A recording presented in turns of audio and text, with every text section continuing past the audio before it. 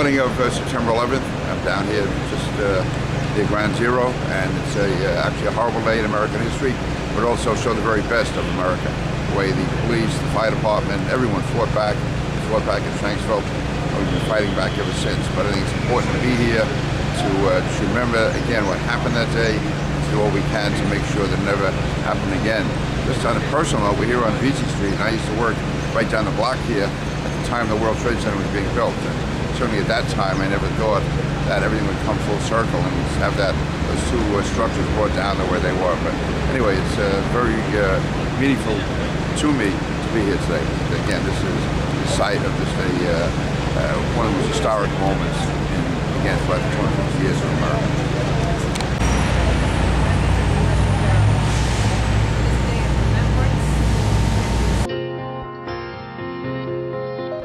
On this day, 11 years ago. It is a day of remembrance and resilience. With us this morning, Congressman Peter King, the chairman of the Homeland Committee in D.C. Congressman King, nice to have you here. What's going on security-wise in our city and country? Well, New York is so lucky to have Ray Kelly as the police commissioner, because whatever can be done is being done. There's 24/7 constantly monitoring to see if there's any plots against us, any potential plots. Also working in coordination with the federal government, Homeland Security. It's people enjoying themselves in the world today. I don't mean on September 11th, but generally people going with their lives, not realizing at every moment, 24/7, we have to be on guard against plots and potential plots, and that's what's going on. I mean, you feel the security here. You see lots of police presence in this area. Police Commissioner Kelly was on earlier, and he mentioned, you have to be concerned with the lone wolf. Yeah, we have to be concerned about the lone wolf. We have to be concerned about the person that's under the radar screen, the person living legally in this country who may have been recruited by Al-Qaeda, or just a person who's been recruited over the internet, or just a fanatic who wants to take it on himself or herself to carry out an attack. And you do see all the security here today and the protection, but day in and day out, the security and protection you don't see. And that's what the NYPD and all the police departments in this area do so well. This is not September 10th, 2001. This is September 11th, 2012, and we are far, far more prepared than we were 11 years ago. And you can kind of feel it in the air over here. Do you feel a different kind of spirit? I mean, I know you've been down here for the various ceremonies over the years. It feels like we're bouncing back today. It really does. It's almost as if after the 10th anniversary there's been a turnaround. I mean, everyone is still horrified by what happened on September 11th, never want to forget it. At the same time, New Yorkers are back. They're showing that we are standing up to the terrorists. We're back stronger than ever. And yes, everyone is here to memorialize what happened and show sorrow and sadness, but also to show that we're a tough people. We're back. We're people coming back to work. They're here, and there's a liveliness, which I think is a tribute to those who died on 9/11. It's not forgetting what's happening on 9/11. It's showing that they died for a purpose, and that the American people, and New Yorkers in particular, are stronger than ever, back more than ever, and really are here to stay. Let's talk a little bit about security, because there's been lots of reports over the past few months about how they're trying to infiltrate our country, doing operations and stuffing explosives in their body cavity. What more are you hearing about these different kinds of way of infiltrating? Yeah, that is coming mainly from Al-Qaeda in the Arabian Peninsula in Yemen, where they do have scientists that has, and this has been made public, that actually have surgeons who can carry out operations where they can put explosives in the human body, which could make it through airport detectors. That shows how desperate they are to attack us. Also other types of devices and bombs they're constantly working on. That's where the main threat today comes from, Al-Qaeda in the Arabian Peninsula. Thank God last year he was killed. Anwar al-Awlaki was killed, the leader of Al-Qaeda in the Arabian Peninsula. But they still have others coming in, and it's spread. This is spread now to Nigeria. It's spread to Mali. I mean, the Al-Qaeda movement is spreading. It's not as strong. The base Al-Qaeda is nowhere near as strong as it was, obviously with bin Laden dead and so many of the other top leaders dead. But it's also spreading into other countries. We have to constantly be on our guard, and we are. There's layers of defense. Thank God for the NYPD, and those who attack them have no idea what they're talking about. Congressman King, thank you so much for being with us on Good Day New York. Thank you. Thank you. Appreciate it. We are remembering the thousands of people that we lost on 9/11. Please stay.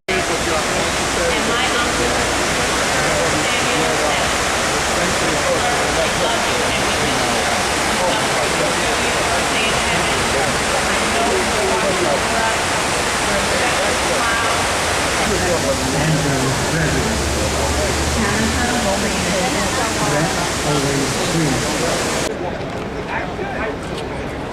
They were here cleaning it yesterday. Yeah, it's very...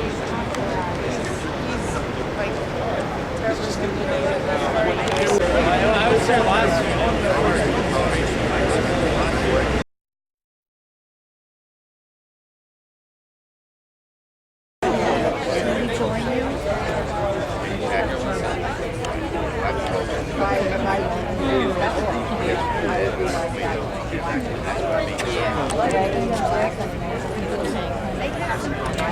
Good afternoon, ladies and gentlemen.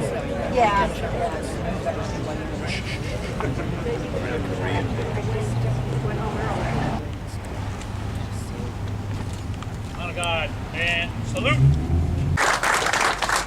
Thank you very much, Supervisor Croce, and let me acknowledge and thank all of the elected officials who are here today, and all of you.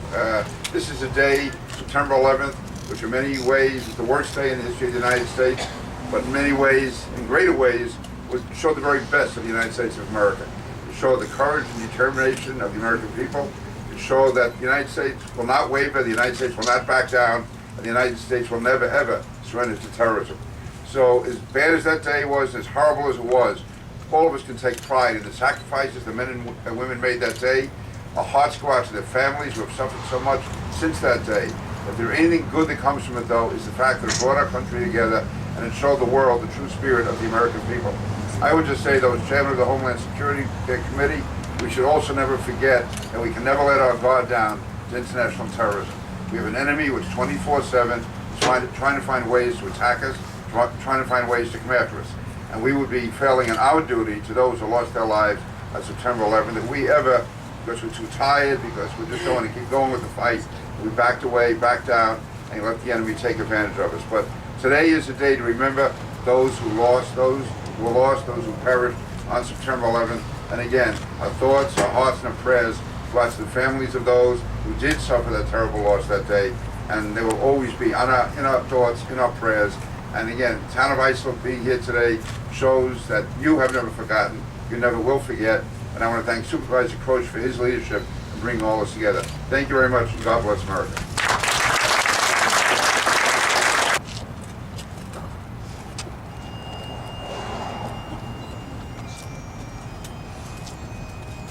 Honor God and salute.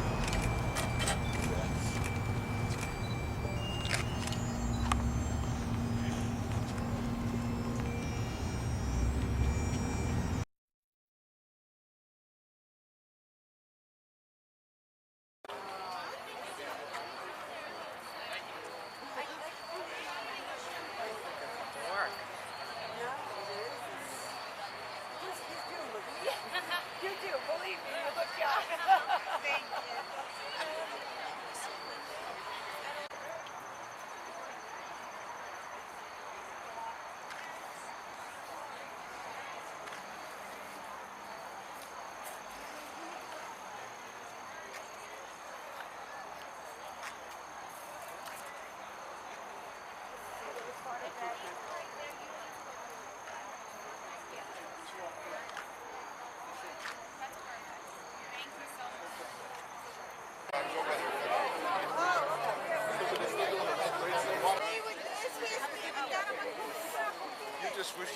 I was going to reply, but I didn't want to.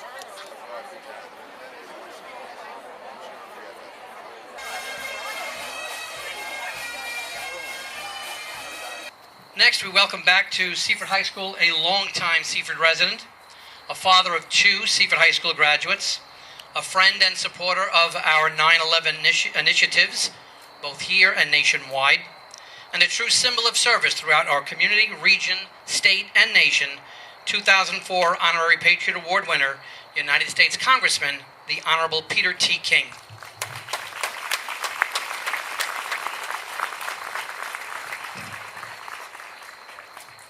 Thank you very much, Steve Bon Jovi. Ladies and gentlemen, it's really a privilege to be here once again this year to join with all of you in commemorating those who lost their lives on September 11, 2001.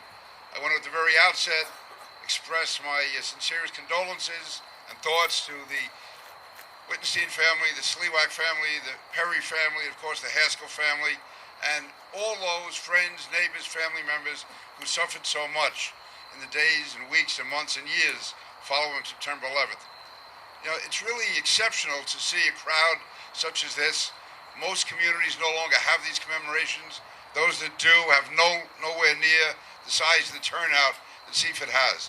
And it's not because Seaford is an especially large community, but from the first days of September 11th, the Seaford community came forward, the Seaford community responded, the Seaford community was there for the families, and a tremendous expression of unity from day one right through today.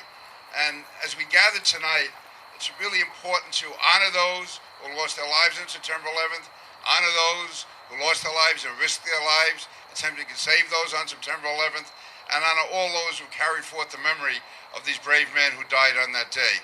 And it's also essential that we never let down in our commitment, that we stand together as Americans, that we realize we have an enemy who is intent on destroying us, and that if we ever let our guard down again, we could have another September 11th. And that's why it's so important that we never ever forget the horror of that day, but also the greatness of that day. The horror in that so many people were killed, so many families were devastated, but also the glory of that day, and when Americans and New Yorkers came forward as never before to demonstrate their strength and perseverance and courage, which is why the enemy will never defeat us and why America will always prevail, because of the brave men and women, especially the 5 men who lost their lives here from Seaford on September 11th. So I am proud to be a Seaford resident, proud to have 2 children who attended the Seaford High School, proud to be a part of the Seaford community, proud to represent you in Congress, and proud to represent your values and principles as we fight on against the evil horror which would attempt to attack us again. So I will end my remarks with that, knowing that 2 Seaford students are going to make a presentation to me to take to Washington. They're going to make it on behalf of the Seaford School District. So, Mr. Bon Jovi, I'll turn it back to you. Thank you, Congressman. As always, an example for all of us. 2002 Patriot Award winner Allison Kemick and 2012 Patriot Award winner Jacqueline Meyer will present 2 portfolios of service commitments, one to Congressman King and one that he promises he will deliver to his senatorial colleague, Senator Charles Schumer.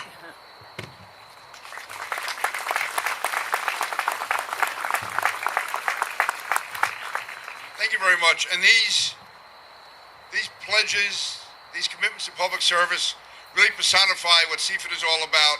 So again, thank you for allowing me to be part of this. Thank all the students who made these commitments, and let us never forget, God bless America. Thank you very much.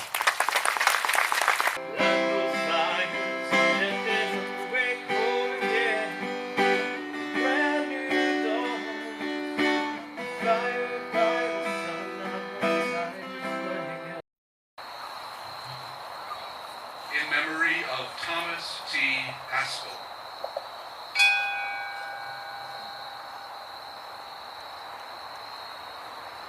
In memory of Timothy S. Haskell.